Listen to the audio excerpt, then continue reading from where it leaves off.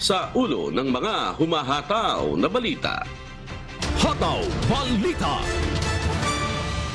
Pangulong Ferdinand Marcos Jr. bibiyahe patungong Estados Unidos para dumalo sa Asia-Pacific Economic Cooperation Summit sa susunod na linggo.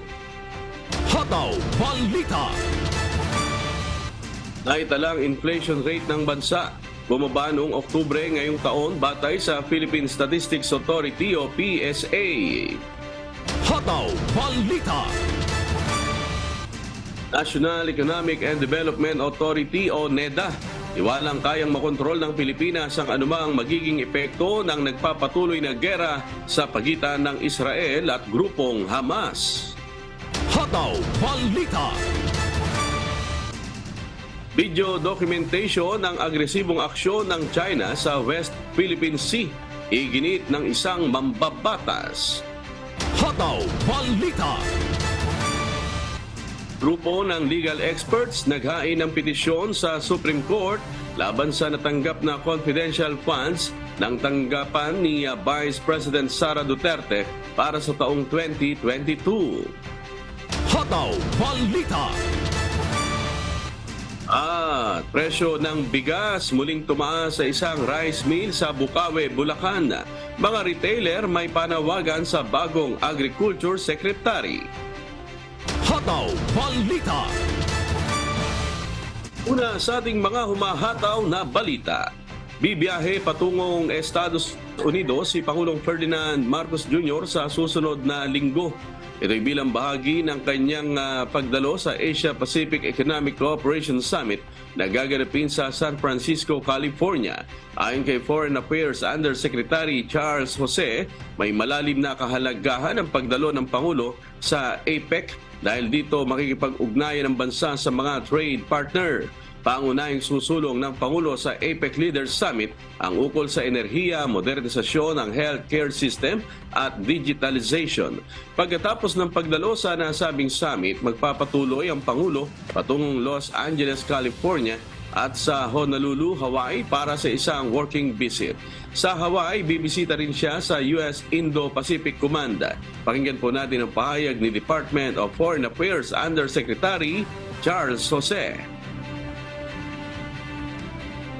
The President is keen to push for financing a just, sustainable, and affordable energy transition through partnerships with the business sector. He will emphasize the need to invest more on clean energy to preserve and protect the environment while ensuring that we are energy secure and sufficient. Hataw Balita. Bumaba ang naitalang inflation rate ng bansa noong buwan ng Oktubre ngayong taon batay sa datos ng Philippine Statistics Authority o PSA. Mula sa 6.1% noong Setyembre, bumagal sa 4.9% ang naitalang inflation rate noong nakarang buwan na mas mababa sa 6.1% na naitala noong Setyembre. Kapansin-pansin din na mas mababa ito sa 7.7% sa kaparehong buwan noong 2022. Ayon sa ahensya, pangunahing nakapagpapababa sa inflation ay ang pagbagal ng year-on-year increase sa food at non-alcoholic beverages. Naniniwala naman ang PSA na posibleng magpatuloy pa ang pagbagal ng inflation sa mga darating na buwan kung hindi magkakaroon ng shock ng supply sa bansa. Pakinggan po natin ang pahayag ni National Statistician at PSA Chief Dennis Mapa at National Economic and Development Authority o NEDA Undersecretary Rosemary Edilion. Ang headline inflation o ang pagtaas ng presyo ng mga produkto at serbisyo sa bansa ay bumagal sa antas na 4.9%. Rice inflation slowed down following the onset of peak harvest and also the import arrivals. We also noted a steady supply of vegetables, and this also led to a slower inflation of that commodity. Hataw Balita.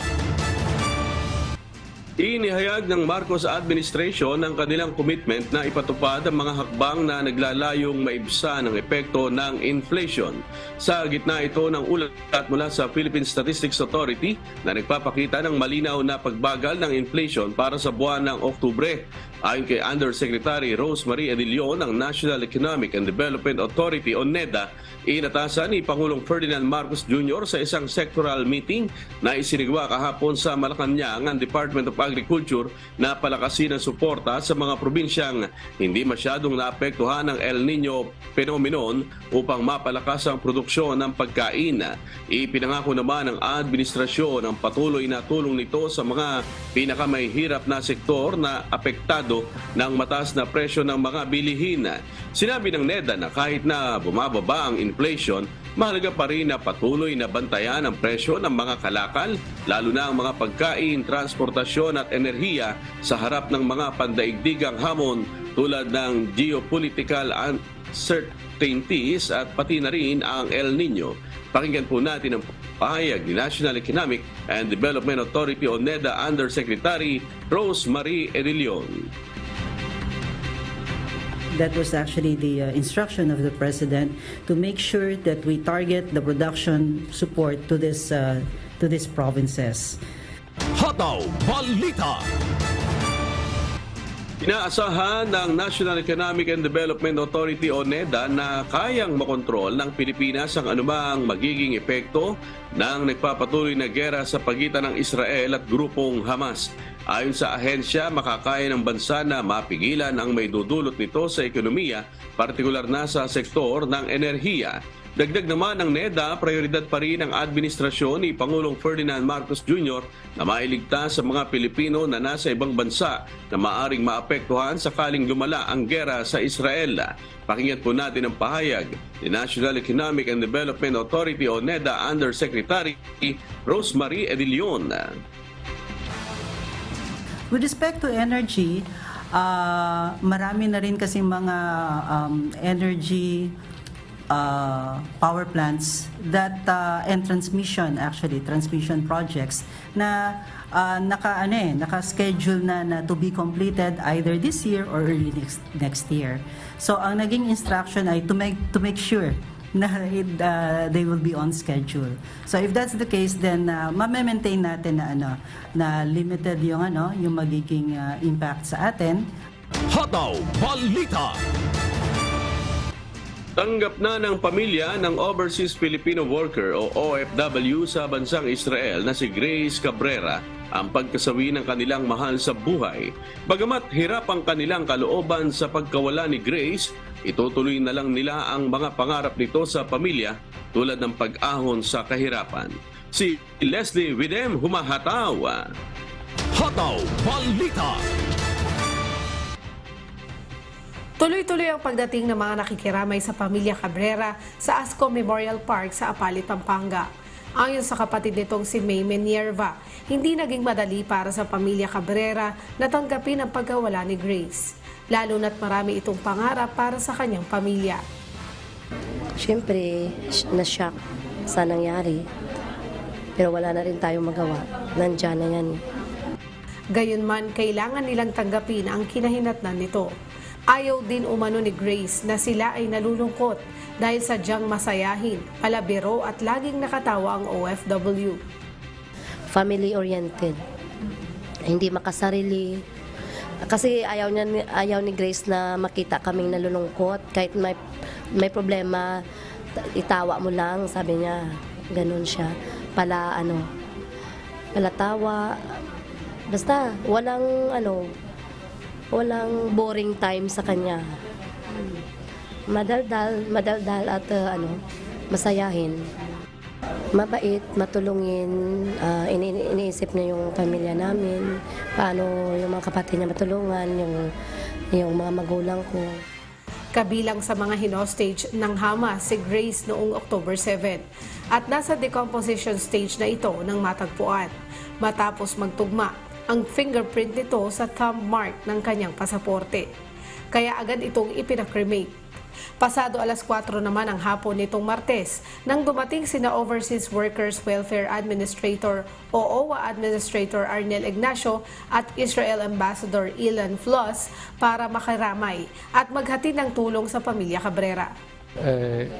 They get exactly the same support as Israeli victims of terror would get, which means a monthly income for their parents or for the spouse or children if they need education. In this case, no children.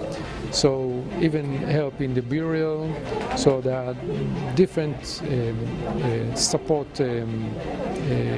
solutions here for the family, and they will get the full package. Tatanggap ng financial assistance na 50,000 pesos mula sa Department of Migrant Workers o DMW ang pamilya ni Grace bukod pa ang ibibigay ng OWA. Magbibigay din ng financial assistance ang bansang Israel mula sa Israel Social Security Institute. Hindi na nagpaunlak ng interview si OWA Administrator Arnel Ignacio matapos kausapin ng pamilya Cabrera. Sumama na rin ito sa pag-alis ni Israel Ambassador Ilan Floss, pero ayon sa asawa nito ay nag-abot ito ng tseke. Mamayang hapon ay nakatakda namang dalhin ang abo ni Grace sa bahay nito sa Apalit, Pampanga. Diyos ang aming sandigan, serbisyo publiko ang aming pinahalagahan. Leslie Widem, humahataw! Balita. Isang petisyon ang inihain ng isang grupo ng legal experts sa Supreme Court laban sa natanggap na 125 million pesos na halaga ng confidential funds ng tanggapan ni Vice President Sara Duterte para sa taong 2022. Nais nilang ipadeklara bilang unconstitutional ang ginawang paglilipat ng pondo ng Malacanang sa tanggapan ng pangalawang Pangulo. Kabilang sa mga petitioner ay ang dating spokesperson ni former Vice President Leni Robredo na si Barry Gutierrez, tinanggal na Finance Undersecretary Shelo Magno, Christian Monsod at Gus Legman. Pakinggan po natin ang pahayag ng isa sa mga petitioner na si Attorney R.P. Santiago. Base sa aming petisyon, sinasabi namin sa Korte Suprema na ito ay hindi sang-ayon sa ating saligang batas dahil Kongreso lamang ang pwede gumawa ng isang budget item na ang nangyari na sa paglipat ay ang Executive Department ang gumawa ng isang item na confidential fund. Samantala sa inilabas na video ng kanyang tanggapan, ipinauubaya na ni Vice President Sara sa Korte Suprema ang kahinatnan ng issue kaugnay ng confidential funds. Matatandaan na inaprobahan ni Pangulong Ferdinand Marcos Jr. ang hiling na 125 million pesos na halaga ng confidential funds para sa Office of the Vice President noong 2022. Pakinggan po natin ang pahayag ni Vice President Sara Duterte. Malugod po namin tinatanggap ang pagkakataong talakayin ang legalidad ng paglilipat ng pondo. Umaasa kami na ang dunong ng Korte Suprema ay magiging daan upang tuluyang matapos ang usapin na ito. Hataw Balita. Iginiit ni Lanao del Norte 1st District Representative at Vice Chairperson ng House Special Committee on West Philippine Sea, Muhammad Khalid Dimaporo, na dapat na idokumentong mabuti sa pamamagitan ng video ang mga agresibong aksyon ng China sa West Philippine Sea. Ito'y upang makakuha ng simpatya ang Pilipinas mula sa international community kaugnay ng coercive actions ng China. Suportado naman ito ng isang opisyal ng Department of National Defense. Nagsagawa ng pagdinig ang komite upang alamin ang detalye sa nangyaring insidente noong October 22, 2022 kung kailan may mapanganib na maneuver ang dalawang barko ng Chinese Coast Guard at binangga ang isang Armed Forces of the Philippines contracted supply boat. Ayon naman kay House Special Committee on West Philippine Sea at Mandaluyong City Representative Neptali Gonzales, ginawa ang pagdinig upang magsilbing platform sa open dialogue at matiyak na matutugunan ang mga hamon sa West Philippine Sea. Pakinggan po natin ang magkasunod na pahayag ni Lanao del Norte 1st District Representative Muhammad Khalid Dimaporo at DND Undersecretary Ignacio Madriaga. Document the aggression of the Chinese against the Filipino people and hopefully get the sympathies of the international community. Because by highlighting that, internationalizing videotaping, documenting everything, we would increase the reputational risk to China, and that was not done before. And the lesser the risk for China, the more aggressive they become. But internationalizing it is basically adding reputational cost to China, and they don't want that. Hataw Balita. Sa iba pang balita, ipinahayag ni Commission on Elections o COMELEC Chairman George Erwin Garcia na tungkulin nilang tanggapin ang lahat ng nais tumakbo o kumandidato, kwalipikado man o hindi, para maging kinatawan ng ikatlong distrito ng Negros Oriental. Bago pa man ang paghahain ng Certificate of Candidacy o COC, ilang pangalan na ang lumutang na maaaring tumakbong kongresista sa lugar tulad ng kapatid ni dating Congressman Arnolfo Arnie Tevez Jr. na si Pride Henry Tevez. Pinag-aaralan kung tatakbo si Pamplona Mayor Janissa Degamo, asawa ng pinaslang na gobernador, bagamat hindi siya residente ng 3rd District ng Negros Oriental. Hindi naman tuwirang masagot ni Chairman Garcia kung maaari pang tumakbo ang pinatalsik na kinatawan ng distrito na si Arnie Tevez. Ayon sa poll chief, kailangan ng masusing pag-aaral ang issue kung maaari pa itong kumandidato. Pakinggan po natin ang pahayag ni COMELEC Chairman George Erwin Garcia. Sa katanong ngayon, hindi ko muna masasagot kasi masyado kong ipe-prejudge at saka masyado kong parang ipe-preempt yung magiging action ng COMELEC. Kahit sino po mag-file ng COC, qualified man siya o hindi, of age o hindi, citizen o hindi, registered voter o hindi, ang COMELEC will always accept the certificates of candidacy. Hataw Balita. Nagdesisyon ang Commission on Elections o COMELEC na magiging manual at hindi automated ang gagawing special election sa Negros Oriental sa December 9 para sa nabakanting pwesto ni expelled Congressman Arnie Tevez. Paliwanag ni Chairman Garcia, sa paggamit nila ng vote counting machine sa pilot testing ng automated barangay at SK elections sa 3 barangay kamakailan ay hindi uubra ang makina dahil may mga naranasan ng aberya. Pakinggan natin ang pahayag ni COMELEC Chairman George Erwin Garcia. Nag-paper jam, tumigil, kinakailalagyan ng electric fan, kinakalampay pa yan. And ini-expect natin actually yung mga mangyayaring yan. And that is just to emphasize na tama yung desisyon namin to declare unusable yung lahat ng mga makinang yan. Sa datos ng COMELEC, mahigit 301,000 ang regular registered voters sa lugar. Lahat ng mga tumakbo pagkatapos maghain ng COC ay kukonsideran na silang kandidato.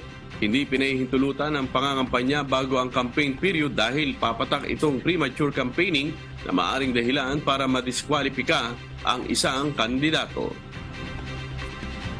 And therefore, i-apply po namin yung Section 80 ng Omnibus Election Code. Ibig sabihin, kayo po ay considered candidates na kaagad. Kapag sila ay nag-file ng certificates of candidacy, bawal yung mga fiesta atmosphere, bawal yung mga parang may festival, bawal yung napakadaming tao pag mag-file ng COC. At again, bawal pa muna mga kampanya hanggat wala pa yung campaign period. Hataw Balita. Una-unahang nagsumite ng kanyang Certificate of Candidacy kahapon para sa pagkakongresista ng 3rd District ng Negros Oriental si retired Navy Colonel Ray Lopez. Gaganapin ang special election sa ikatlong distrito ng Negros Oriental sa December 9. Si Weng Fernandez humahataw. Hataw Balita. Kinumpirma ng Commission on Elections o COMELEC Negros Oriental na naghain ng Certificate of Candidacy o COC para sa isasagawang special election sa ikatlong distrito ng Negros Oriental si retired Navy Colonel Rinaldo Lopez kahapon November 7.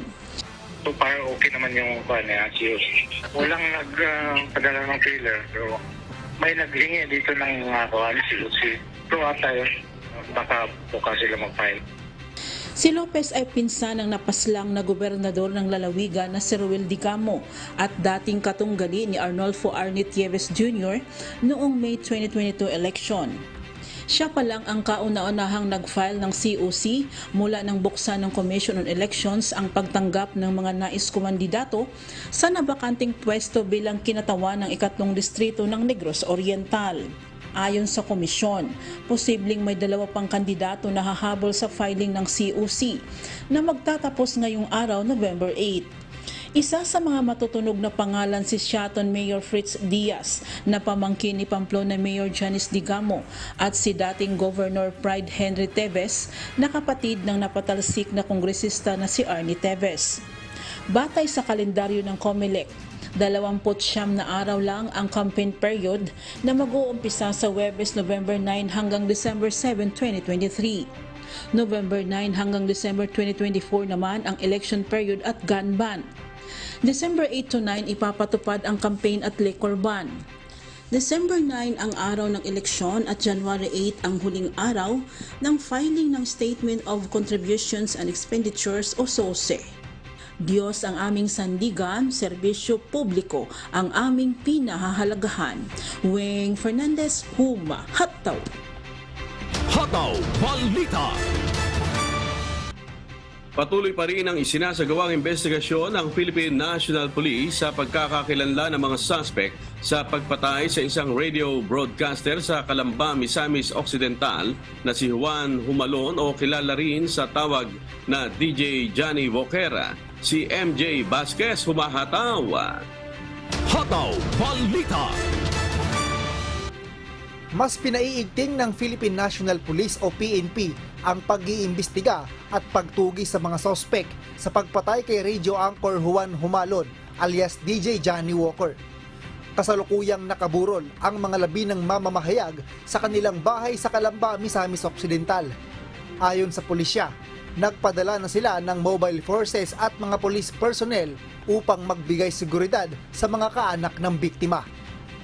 As of now, ang breakthrough pa po namin ay yung pinakalat namin na ng cartographic sketch po. Tapos, patuloy ang aming pinakonduct na investigation, ongoing pa ang investigation deeper. Tapos, mayroon na po kaming mga anggulo. At lahat pong anggulong yun ay kinoconsider na pinag-usapan na namin at hinihimay-himay po based on mga sa evidences at mga testimony po. Pero, patuloy pa rin na hindi ko masabi sa inyo kung ano po yun, sir. Kasabay ng paglabas ng composite sketch sa isa sa mga suspect, nananawagan naman ng PNP sa publiko na makipagtulungan sa kanila kung may anumang impormasyong nalalaman sa pagkakakilanlan ng mga suspect sa ikahuhuli ng mga ito. Nagpapatuloy naman ang hot pursuit operations ng mga otoridad laban sa mga salarin at nagpakalat na rin ng mga checkpoint sa lalawigan. Mayroon na ring nakuhang mga bagong lidang pulisya kaugnay ng insidente. Diyos ang aming sandigan, serbisyo publiko ang aming pinahahalagahan. MJ Vasquez, humahataw. Hataw Balita.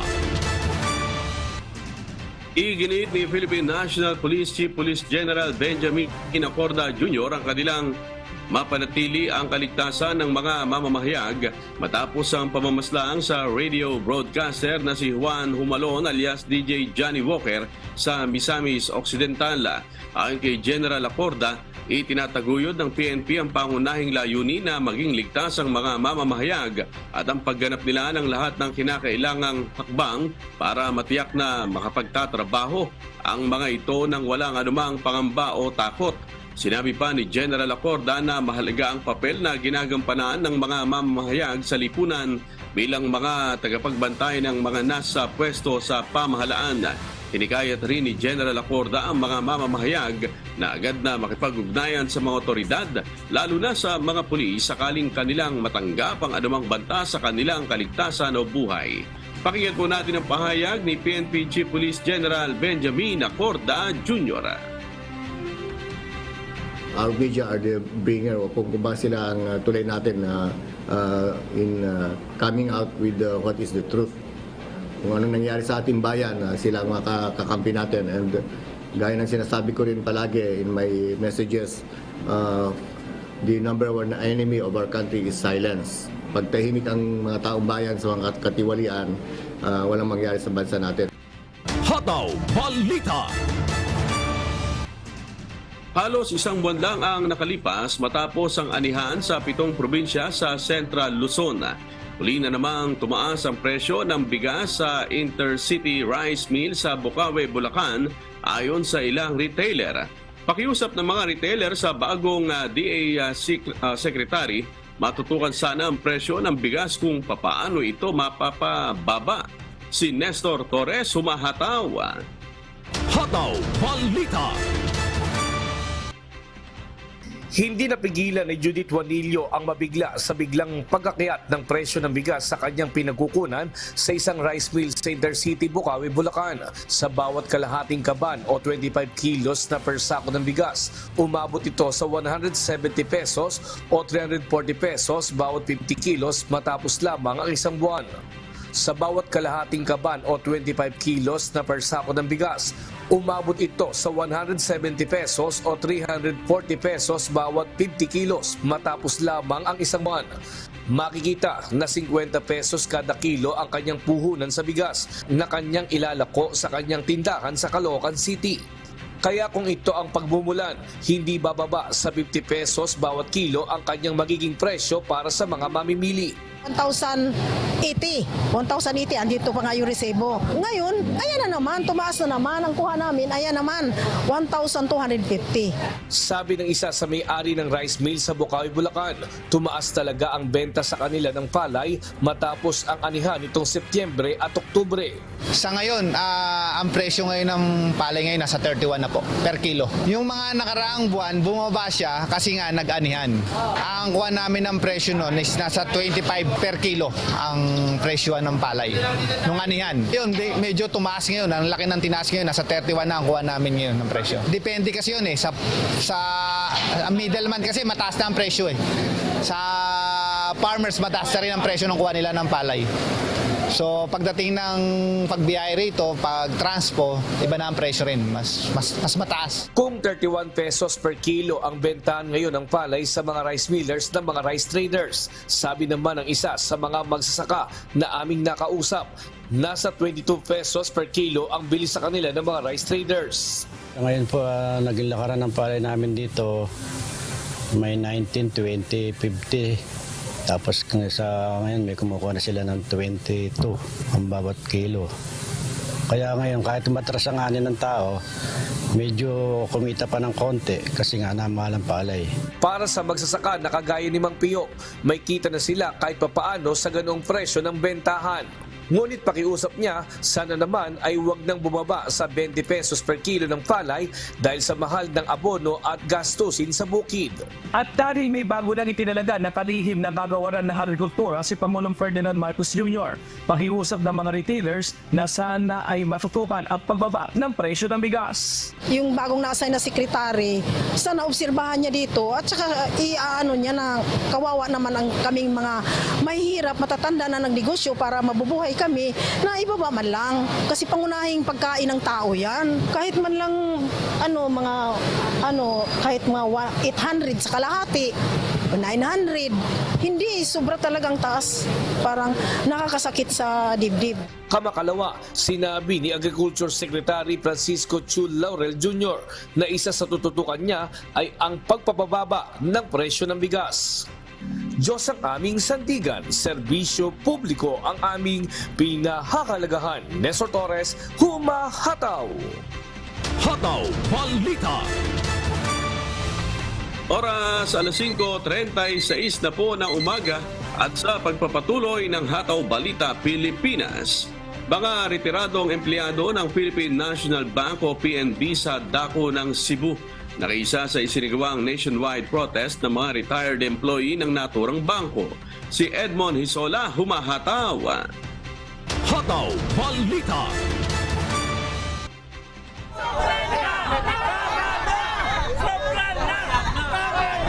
Nagsagawa ng kilos protesta ang mga retired employee ng Philippine National Bank sa PNB branch na malapit sa Cebu City Hall nitong Martes, November 7. Bahagi umano ang nasabing aktibidad ng isang nationwide protest laban sa kasalukuyang PNB management. inirereklamo ng mga dating empleyado ang delaying tactics umano ng PNB sa pagresolba ng Cost of Living Allowance o COLA at Special Amelioration Allowance o SAA ng mga dating empleyado. Hiniling nila na ibigay na sa kanila ang COLA at SAA na iniutos kamakailan ng Supreme Court na ipagkaloob na sa mga retirado. Regarding COLA and Special Amelioration Allowance, maunay wa na-implement sa PNB despite nga dunay recent Supreme Court decision.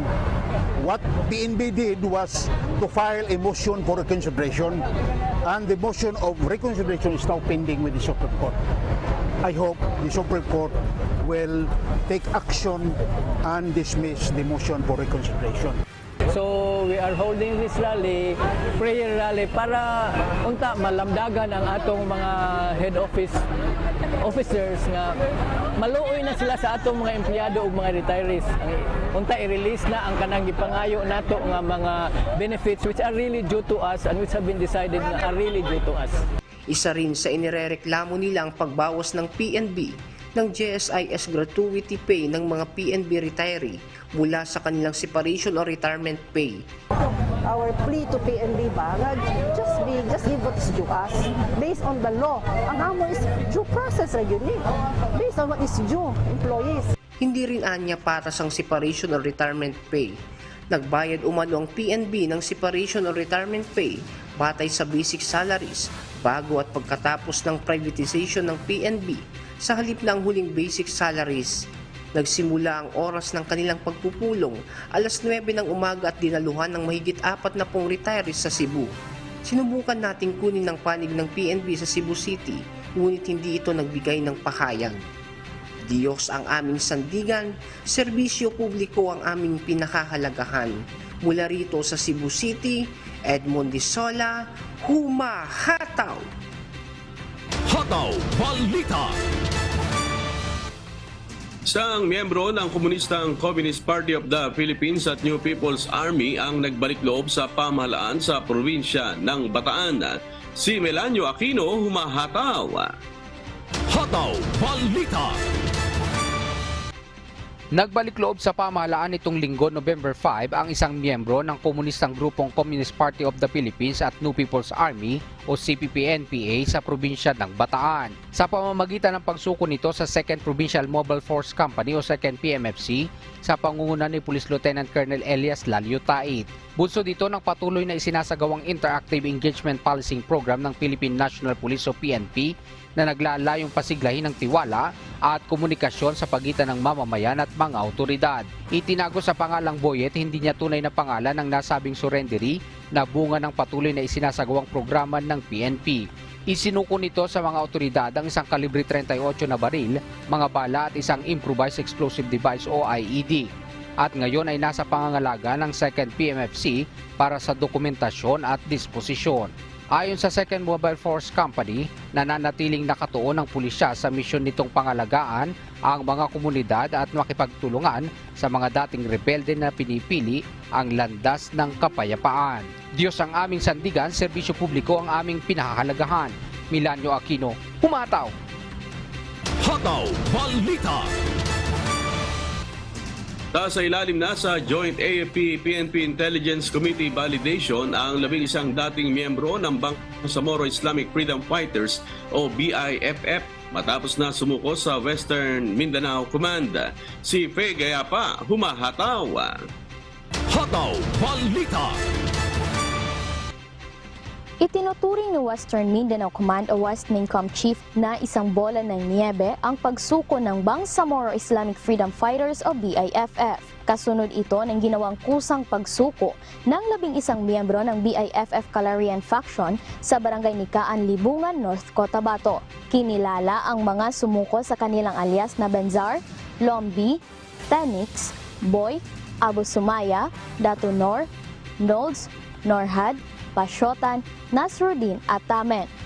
Kasama sa isinuko ng mga ito ang 4 na 7.62mm sniper rifle, isang M79 rifle, 2 Springfield Garand rifle, 3 rocket-propelled grenade at 2 UZI 9mm submachine gun.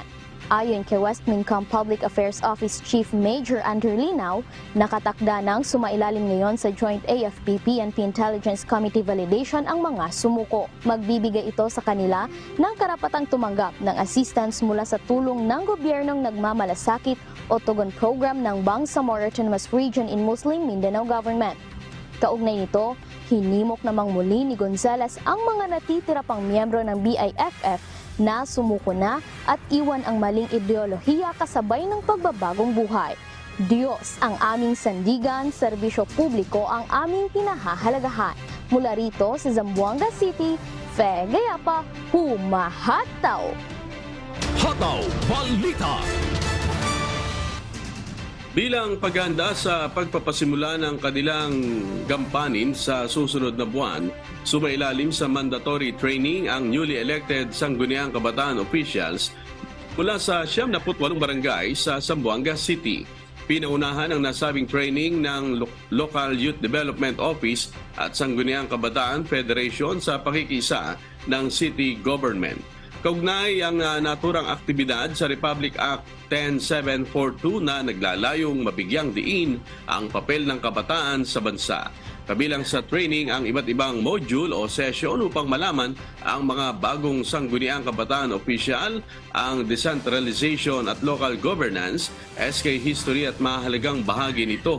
Kabilang din ang pagpaplano, pagbabudget, minutes and resolutions at code of conduct and ethical standards. Samantala, pinangunahan naman ng Department of the Interior and Local Government o DILG ang training sa 3,480 newly elected SK official ng North Cotabato. Hataw Balita. Ipinagkaloob ng Philippine National Police Regional Office 5 sa isang turnover ceremony ang mga bagong police mobile at mga dagdag na baril sa lalawigan ng Camarines Norte. Si Lizelle Nael, humahataw. Hataw Balita. Ipinagkaloob ng Philippine National Police Regional Office 5 o PRO5 ang mga bagong police mobile at mga baril sa iba't ibang bayan sa lalawigan ng Camarines Norte. Layunin ng turnover ceremony ang pagpapalakas sa kapasidad ng bawat bayan, gaya ng Jose Panganiban para mapanatili ang kaayusan at masiguro ang pagiging ligtas ng bawat mamamayan. Tinanggap ng Jose Panganiban Municipal Police Station ang isang unit ng brand new Toyota police car kasama ang mga bagong baril na magagamit ng nasabing istasyon ng pulisya. Malaking tulong sa bawat municipal police station ang mga dagdag na sasakyan at mga kagamitan para sa modernisasyon ng ahensya. Dagdag pa rito ang pagpapabilis sa pagresolba ng mga kaso, mapanatili ang peace and order sa komunidad at magkaroon ng mas malawak na police intelligence network. Matatandaan ngayong taong 2023 ay makailang ulit na nanguna ang Jose Panganiban Municipal Police Station sa police ranking sa buong lalawigan. Diyos ang aming sandigan, serbisyo publiko ang aming pinahahalagahan. Mula rito sa Camarines Norte, Lizelle Nael, humahataw! Hataw Balita. Dalawang warehouse na umano'y paggawaan ng papel at plastik ang nilamon ng apoy sa May Kawayan, Bulacan na nagsimula kagabi. Umakyat sa fourth alarm ang sunog na sinikap namang apulahin ng mga bumbero upang wag madamay ang mga katabing resort nito at mga bahay sa paligid. At mula sa May Kawayan, Bulacan, si Nestor Torres, humahataw live.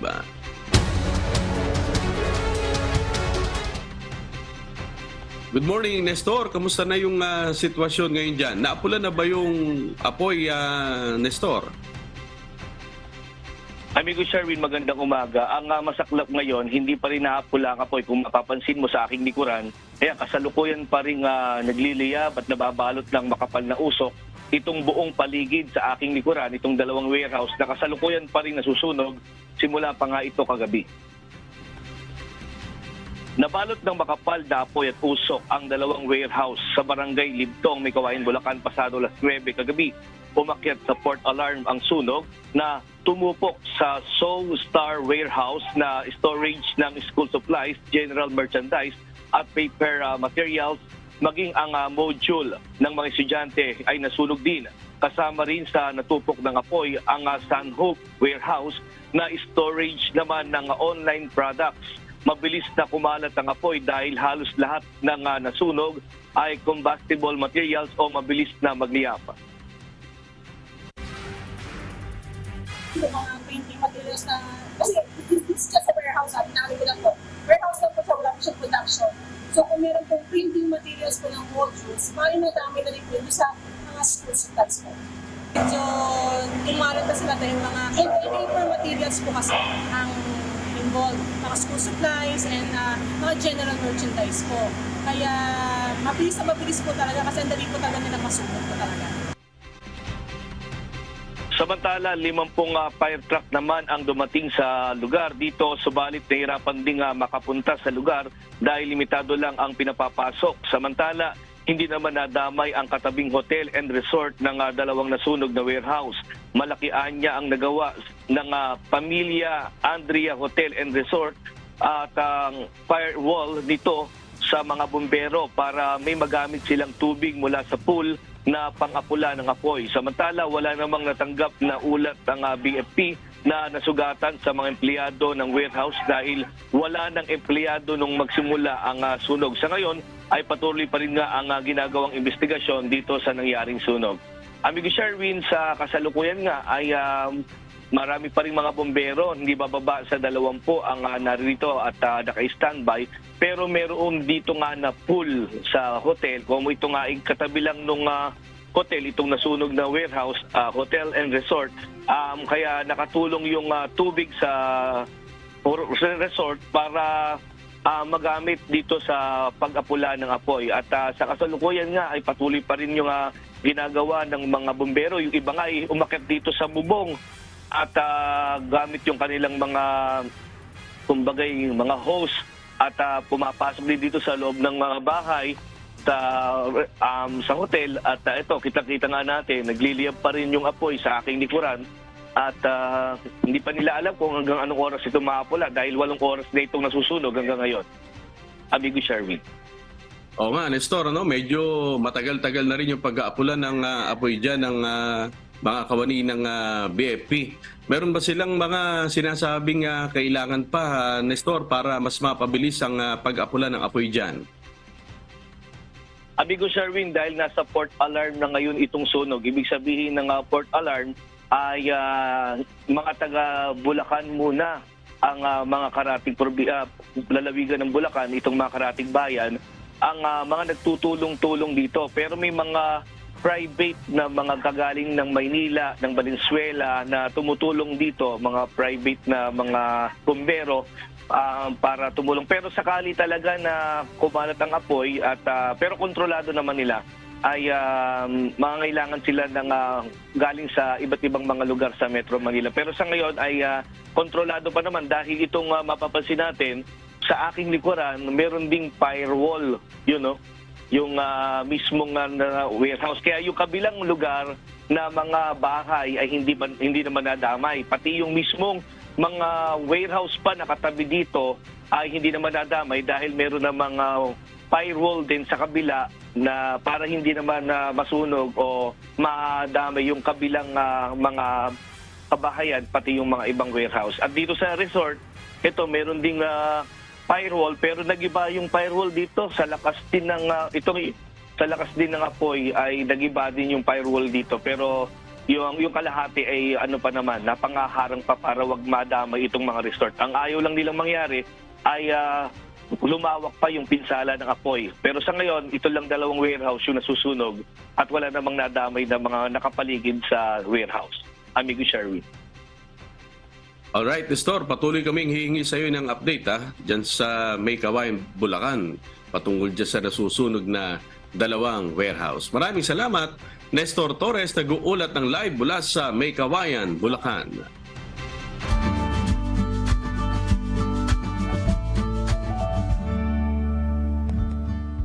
Alamin ang magiging lagay ng panahon sa iba't ibang bahagi ng bansa ngayong araw ng Miyerkules. Panoorin po natin ang update mula sa Philippine Weather Bureau, Pag-asa.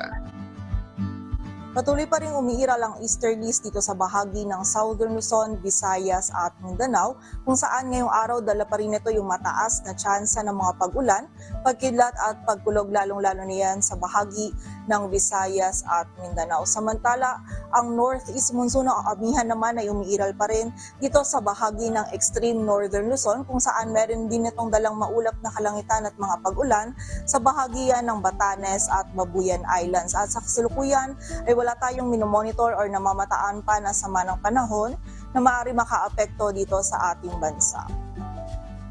At para nga sa maging lagay ng panahon ngayong araw ng Miyerkules, malaking bahagi ng Luzon, lalong-lalo na yung silangang bahagi nito at itong Southern Luzon, ay makakaranas ng mga pag-ulan, partikular na yan dito sa Mimaropa, Bicol Region at dito sa bahagi din ng Quezon, dulot yan ng easterly. Samantala, magiging maulap din yung kalangitan at meron din tayong mga kalat-kalat na pag-ulan, pagkidlat at pagkulog dito naman sa bahagi ng mainland Cagayan, Isabela at Aurora na posible namang dulot ng shear line. So pag-iingat po para sa ating mga kababayan sa posibilidad ng mga pagbaha at pagguho ng lupa. Samantala, dito naman sa bahagi ng Batanes at Babuyan Islands ay meron naman tayong mararanasan na maulap na kalangitan at mga pag-ulan na dulot naman ng northeast monsoon o amihan. At dito po sa Metro Manila, maging sa nalalabing bahagi pa ng Luzon, ay magiging bahagyang maulap hanggang maulap yung kalangitan or generally fair weather condition pa rin yung ating mararanasan.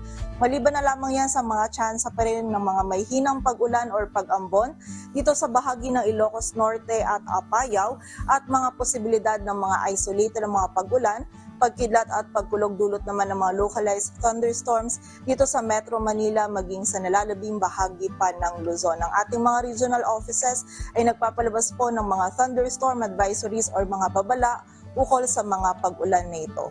Agwat ang temperatura dito sa Metro Manila ay mula 24 to 32 degrees Celsius.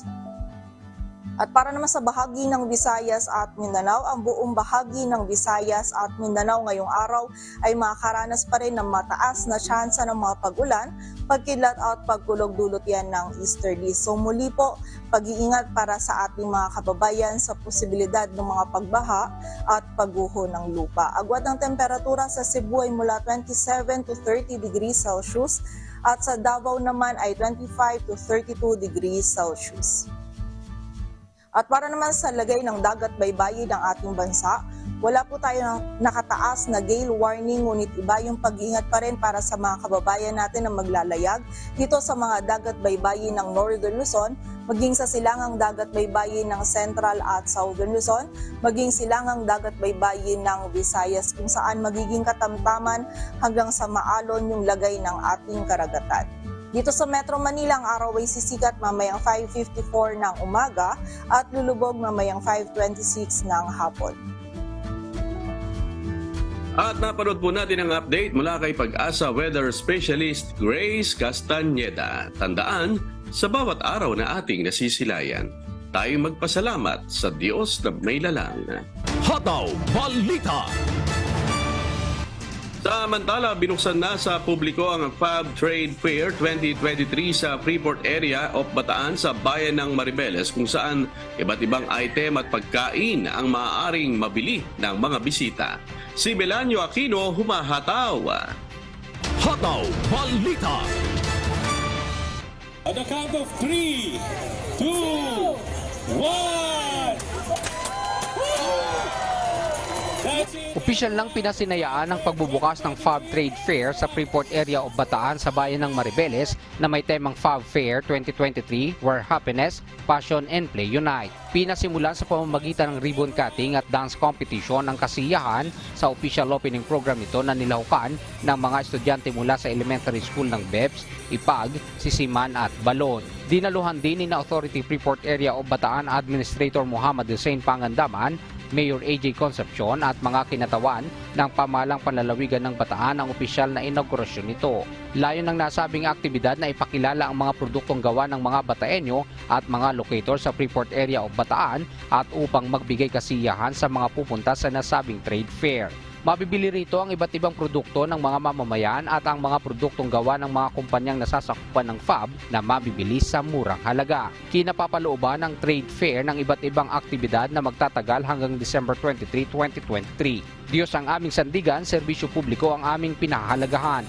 Mula rito sa Bataan, Milanio Aquino, humahataw.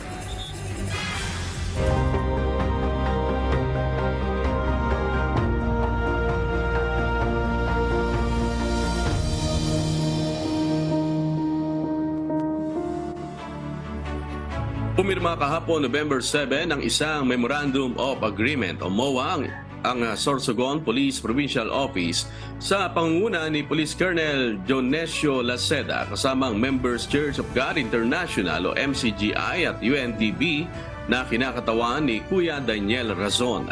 Naglatag ng iisang direksyon ang naturang kasunduang ito para sa Sorsogon Police, MCGI at UNTB upang tugunan ang mga sanhi ng rebelyon sa pamamagitan ng pagsasagawa ng mga programang serbisyo publiko para sa mga komunidad sa lalawigan ng Sorsogon. Ginanap ang pagpirma ng MOA sa Sorsogon Police Headquarters sa Camp Salvador Escudero sa Sorsogon City. Kasunod ng MOA signing, dinaluhan din ni Kuya Daniel ang turnover ng 50 solar-powered lamp post sa Barangay San Rafael at ang medical mission na isinigawa sa San Rafael Elementary School. Pakinggan po natin ang pahayag ni Kuya Daniel Razon. Nakabukas po ang aming tanggapan. Ang MCGI at ang UNTV ay nakahanda po na makapaglingkod sa inyo at sa ating pong mga kapwa-tao. Maasa po kami na ito ay isang magiging panibagong pasimula para sa ating lahat upang sama-sama po nating maitaguyod ang ikabubuti ng ating mga kababayan, lalo na po yung mga mahihirap at yung mga talagang nangangailangan. Hataw Balita. Salamat po sa Diyos at kami po'y patuloy na nag-aanyaya po sa inyo sa mass indoctrination ng MCGI. Day 3 na po tayo. Mamayang alas 7 pong muli ng gabi Philippine Standard Time sa official MCGI social media accounts. Kabilang po ang MCGI channel, ang official YouTube channel ng Members Church of God International. Patuloy rin po namin kayong inaanyayahan na makiisa sa Global Prayer for Humanity tuwing Lunes hanggang Biyernes alas 9:30 ng gabi. Ito po ay nakastream ng live sa lahat ng MCGI social media accounts. Ang Global Prayer for Humanity ay bukas po sa lahat, anuman ang inyong relihiyon o lahi. At sa aming ibabahaging mga salita ng Diyos na ating sandigan, mula sa Kolosas Kapitulo 3, talatang 12. Mangagbihis nga kayo gaya ng mga hinirang ng Diyos, na mga banal at minamahal, ng isang pusong mahabagin, ng kagandahang loob, ng kababaan, ng kaamuan, ng pagpapahinuhod.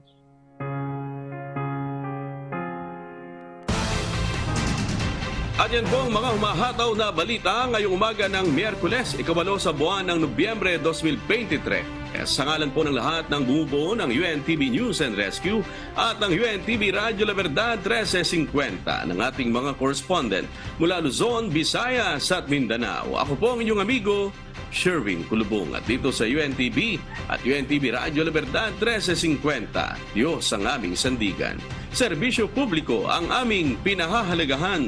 Susunod na po ang Good Morning Kuya. Salamat po sa Diyos at magandang umaga.